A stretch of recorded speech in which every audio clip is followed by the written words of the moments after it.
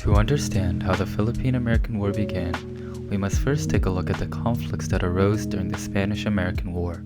Prior to 1898, the Spanish had complete dominance over the Philippines. The war had originated from the Cuban struggle for independence. The United States had supported Cuban independence and had become interested in liberating the Philippines from Spain as well. The Filipino rebels had already been waging guerrilla warfare against the Spanish Empire long before the United States had become involved. Additionally, Spain's resources were low because they were trying to halt the rebellion that was going on in Cuba. So when the United States decided to join the war effort, it quickly became clear that Spain was going to lose control over the Philippines. On the morning of May 1st, 1898, Commodore George Dewey led a U.S. naval squadron containing 9 ships into Manila Bay in the Philippines. The Spanish fleet was destroyed in a matter of hours.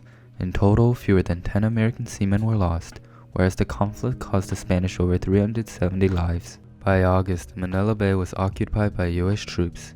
The Treaty of Paris formally ended the Spanish-American War. It was signed on December 10th of 1898 between Spanish and American delegates, and the Philippine revolutionaries had no say on the future of their nation. The treaty required for the Spanish to cede sovereignty over the Philippines to the United States for $20 million. It became clear that the United States would be here to stay, and now we see that the roles of Spain and the United States have come full circle. The United States had not come to make the Philippines an independent nation, rather it would remain a colony of a world power. The decision made by U.S. policymakers was not without domestic protest. Many Americans felt opposed to U.S. imperialism because of moral or racial reasons, while others felt that their personal business or financial endeavors could be infected by a U.S. foreign colony. The Filipinos quickly realized that the war was not over, and that their enemy was now the United States, the very country that helped them defeat the Spanish. Fighting first broke out between American and Filipino soldiers on February 4th, 1899, just outside of Manila, sparking the insurrection that would go on for 3 brutal years. The fighting was led by Philippine revolutionary leader Emilio Aguinaldo. In the beginning, Aguinaldo first attempted to fight a conventional war against the better trained and equipped American soldiers. This soon proved to be a fatal mistake as Filipino forces suffered loss after loss against a larger U.S. army. In the second phase of the war, Aguinaldo employed a more successful hit-and-run style of warfare, also known as guerrilla warfare.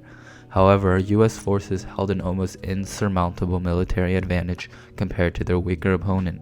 With a constant supply of manpower and equipment, the U.S. Army acquired control over Philippine archipelago waterways which had previously served as Filipino insurgents' main supply routes. The war proved to be devastating on both sides, as American soldiers burned down the villages of civilians and even enforced reconcentration policies. Any caught guerrilla fighters would be tortured or beaten.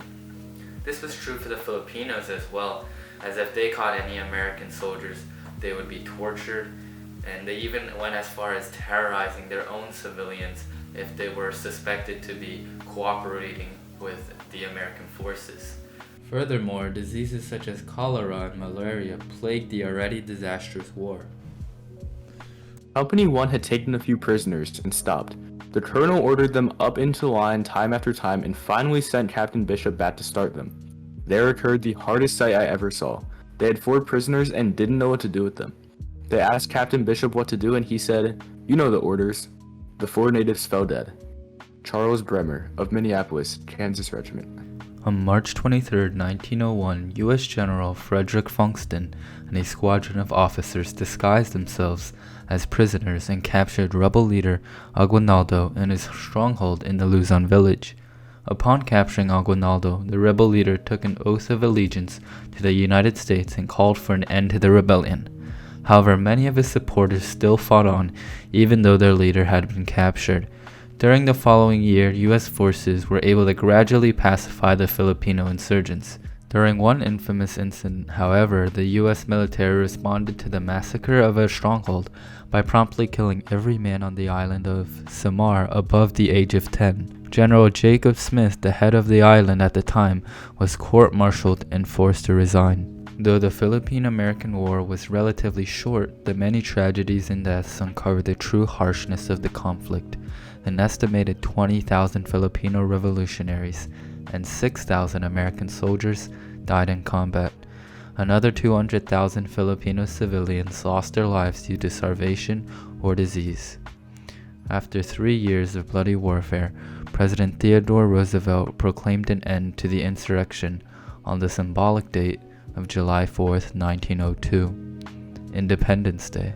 Despite President Roosevelt's proclamation, scattered guerrilla activity continued sporadically throughout the period of American rule, which lasted until 1946, when the Philippines finally gained their independence. But the question remains, why did the United States feel invading a foreign nation was necessary? Did the benefits of U.S. imperialism justify the harms that came with it? Even many American soldiers were unsure about the explanation for the war. A sergeant in the 1st Nebraska Regiment, Arthur H. Vickers, is quoted saying, "I am not afraid, and I'm always ready to do my duty, but I would like someone to tell me what we are fighting for." Arthur H. Vickers, Sergeant in the 1st Nebraska Regiment. Another soldier is quoted saying, They will never surrender until their whole race is exterminated. They are fighting for a good cause, and the Americans should be last of all nations to transgress upon such rights. Their independence is dearer to them than life, as ours was in years gone by, and is today. They should have their independence, and would have had it if those who make the laws in America had not been so slow in deciding the Philippine question. Of course, we have to fight now to protect the honor of our country, but there is not a man who enlisted to fight these people, and should the United States annex these islands, none but the most bloodthirsty will claim himself a hero. This is not a lack of patriotism, but my honest belief. Ellis G. Davis, Company A, 20th Kansas. There were Americans, however, who did advocate for the annexation of the Philippines. Some desired for commercial opportunities in Asia, while others were concerned that the Filipinos were incapable of self-rule.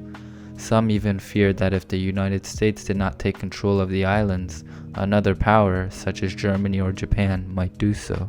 In conclusion, the Philippine American War was a brutal and often overlooked war. Through careful examination, we can see that imperialism played a large role in contributing to the war. What do you guys think? Was the war justified? What would you do if you were in power during that time?